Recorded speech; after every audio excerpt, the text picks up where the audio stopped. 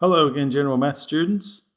In this example, we're going to determine a trend line by eye for this scatter plot, and then we're going to calculate the equation of that line.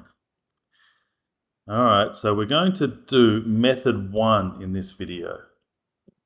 I'm going to show you two methods, but in this video, I'll show you method 1 for determining the equation of this trend line.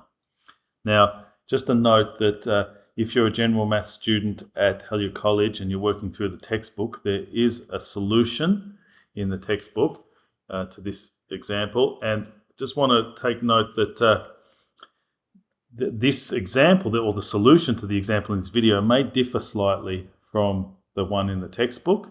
This is a trend line by eye. So by its very nature, each time it will be unique where the location of that line is placed by the person who's placing the line. So even though I might do this video now and place the line in a certain position, if I did this example in a few weeks, I may well put the line in a slightly different spot. It'll be similar, a bit like fingerprints. Everybody has fingerprints that look similar with swirl type patterns and so forth, but we're all unique. Our fingerprints are all unique.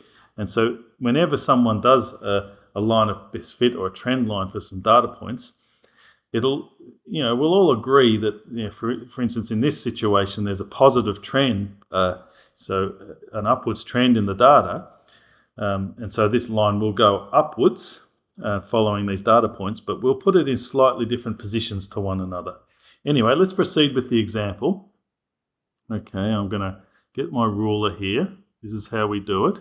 And I'm going to place the ruler where I think the trend line should go, just using the by eye method, just looking at the data points.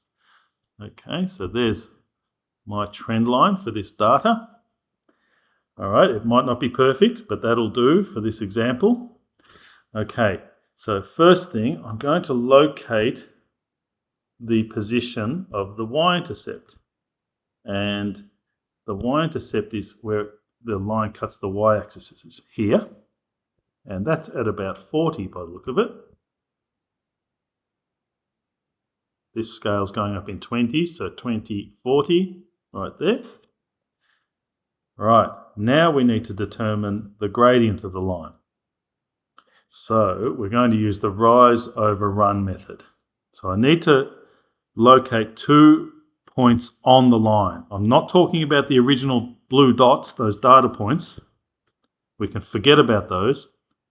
I need 2 points that exist on the line, and I want to choose points where the line crosses the grid because it's easy to tell what the coordinates of those points are. So I'm going to choose this one here, and I'll choose this one here that crosses the grid as well.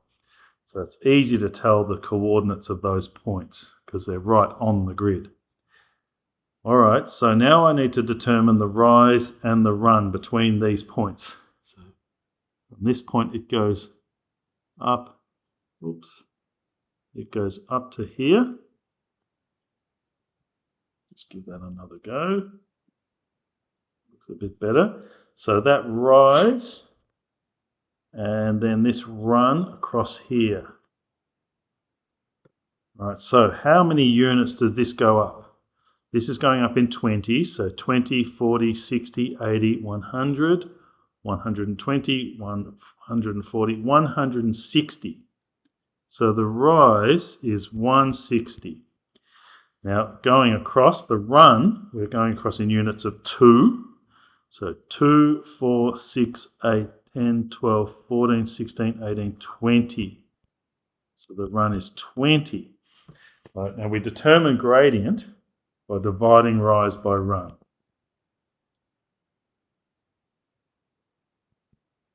So the rise divided by the run, which in this case is 160 over 20.